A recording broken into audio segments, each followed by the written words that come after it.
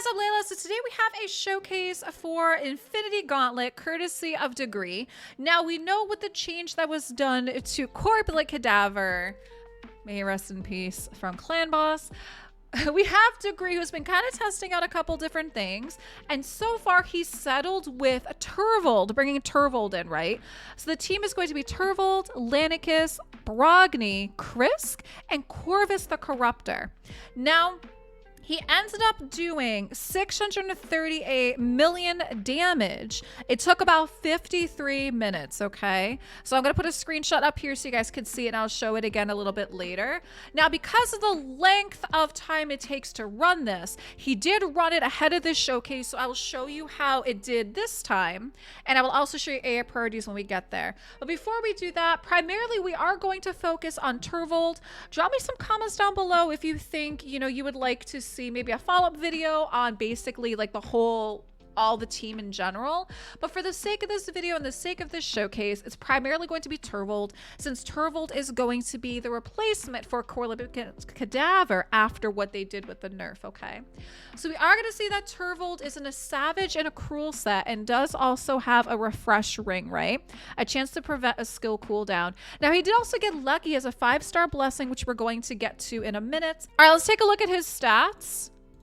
So we do have some Demon Lord blessings. We do have some Demon Lord bonuses, sorry. So this is what we have for him is we have 48,000 HP. We have 8,100 attacks. So you do see we have an area bonus there. 2,200 on the defense, 199 on the speed, 89% on the crit rate. We have 335% on the crit damage because we have an additional 15%, 225 resistance, 239 accuracy. Then we do have the 8% on the ignore defense. Okay, now we go over to his skills. He is a fully booked, and his blessing is going to be a 5-star on the Phantom Touch. So we're going to see a 75% chance of inflicting bonus damage. We also have an additional attack, additional HP, and again the additional crit damage, right?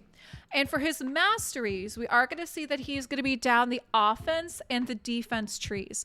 So we don't see behind me is that we have Kill Streak, and then we also have Helm Smasher as the T6, okay?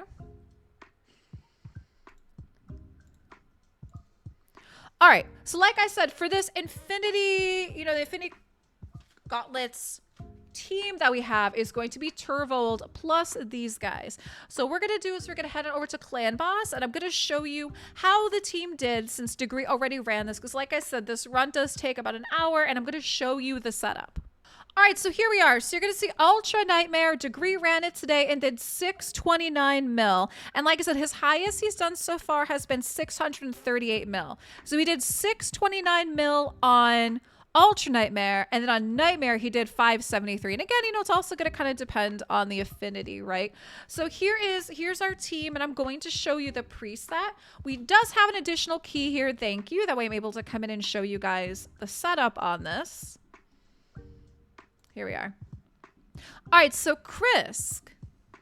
We're starting with the Invincible Shell. He's going to do that once, which is going to do the Provoke, but it's more so for the increased defense and the speed, right? And to the Centuried Vigor, which is the ally protection and the continuous heal. Corvus is going to start with the Field Research, which is going to be poison and poison sensitivity, going into Medical Miracle. First, it increases duration of enemy debuff. So we want to try to keep the poisons ticking, right? It increases duration of all ally buffs. And then we're going to go back again to the Field Research for the poison sensitivity.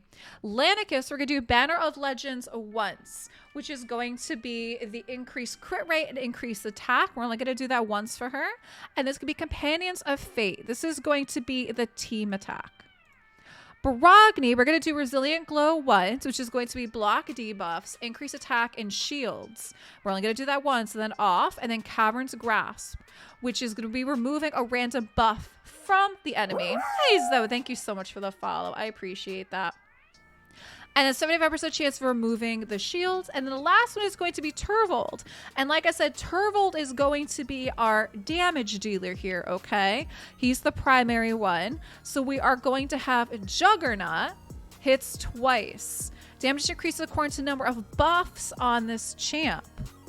And then we're going to be shutting off the Ancestor Power, which places a 50% increased attack. It's going to do increased crit rate and increased speed. So again, especially, you know, with this, what you guys are going to see is alone, he does about 267 million damage of this, you know, 638. So we almost did half of it just himself. Okay.